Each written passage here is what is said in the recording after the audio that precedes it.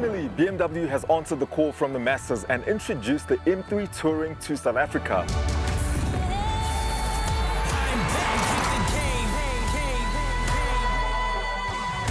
Joburg has been raining cats and dogs for days now, but we had to make a plan to get this to you.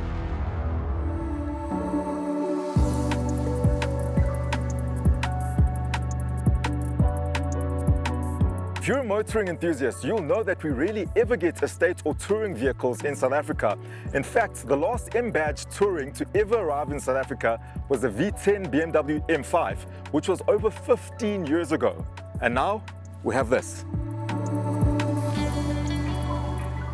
If I'm being completely honest with you, I've never been much of a fan of the current BMW M3 simply because of that grille, those rabbit teeth in the front, not a fan of. However, as with most South Africans, I'm a die-hard fan of estate models, and BMW with this one caught my attention. Let's go through the vehicle. Obviously from the front you do get those massive kidney grills. The side profile is quite interesting in this car. True to M fashion, you get narrower front wheels and then wider seats in the back. These are 19s in the front and you get the 20s in the back. Moving over to the rear, which is essentially my favorite side of the vehicle, you do get those quad tailpipes as well as a massive rear diffuser. Now, I love what they've done with the rear spoiler in this. So they put a spoiler in the car, but it's a very subtle spoiler, and then you get the blacked out roof.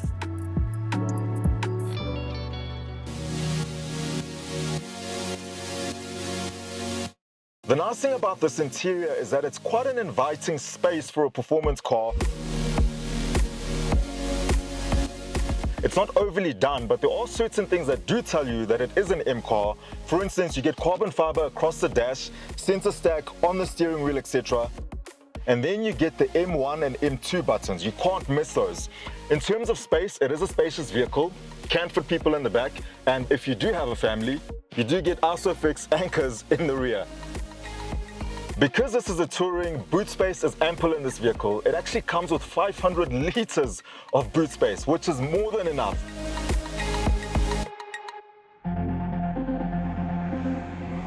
Alright, so let's talk about the business end of things. Because this is an M3 Touring, it's an M car, you buy it because of the driving experience. What it's like behind the wheel is the biggest reason why someone would buy an M3 versus a C63, for instance. So first impressions for me, everything feels like it's on edge. The dampening, the steering feel, the throttle response, everything just feels hard. And then I went through the settings to try and go into comfort, and I realized that is comfort. It's a performance car. There is no soft in this car. You get 3 driving modes. You get road, you get sport, and you get track. So currently we're on road, the car's quiet, suspension is still stiff. However, you get 2 M buttons here. What those essentially do is they allow you to set up the vehicle. You can adjust everything you want to adjust in this vehicle, from the engine response to the chassis, to the steering wheel and the brakes. If I hit M2, which is my favorite, the exhaust flaps open up and you can hear that. This thing is rapid. And the one thing I particularly love about this experience are the gear shifts. You get yourself an 8-speed Steptronic gearbox. There's a little button on the gear selector that allows me to select how hard I want the car to shift. So if I gun it, and it shifts, so it literally shunts my head to the back, and it's just an immersive experience. This will get you excited. This is fast.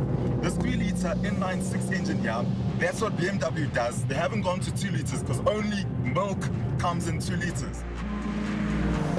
It is twin turbocharged because it's an M car. We're looking at 390 kilowatts and 650 Newton meters of torque. Thankfully, we do have an all-wheel drive system here, BMW's X-Drive system, which enables this car to put all of its power down, and it really gets up and goes. 0 to 100, 3.6 seconds. You can configure this entire thing and set it up to 2-wheel drive, which essentially runs the rear wheels, right? But that function is only available with the DSC off. Now you know what that means. You're on your own. But essentially, that's where the fun begins.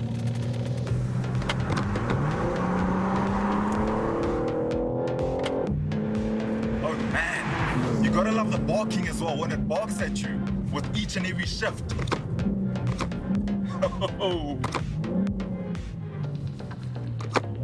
oh man. So we do have ourselves carbon ceramic brakes in this as standard. So those do their job properly, and they do bring this thing to a stop instantly.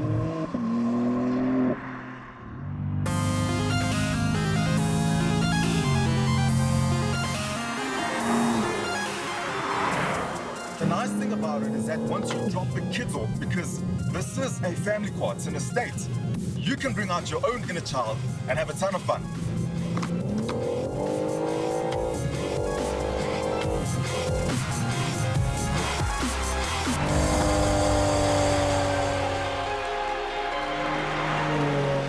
You know, as someone who passionately loves V8 cars and has zero interest in anything with 6 cylinders, I think I've been converted.